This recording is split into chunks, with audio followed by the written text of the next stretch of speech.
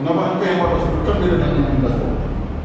Ada Pak 1077 kalau konversi kakak 1077 maksud saya dikurang dengan kira-kira 400-an sertifikat. Oke. Jadi ada sekitar 600-an yang Nanti akan saya rekomendasikan untuk dimuncul di semester kedua.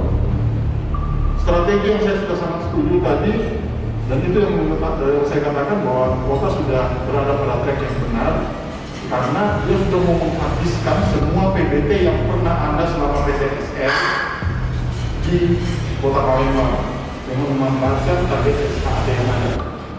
Mestinya seperti itu. Maunya Pak Suyus seperti itu Pak Dwi.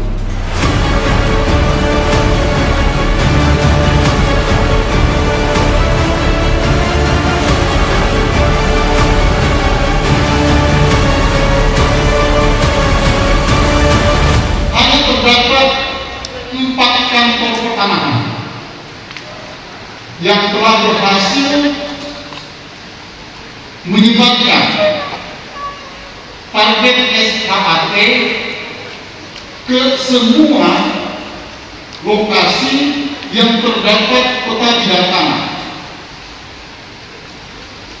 Untuk disebutkan, kantor pertanahan yang telah berhasil melakukan ini adalah Kantor Pertanahan Kota Palembang, Kantor Pertanahan Ogan Komering Ulu, Kantor Pertanahan Kabupaten Ogan Komering Ulu Selatan,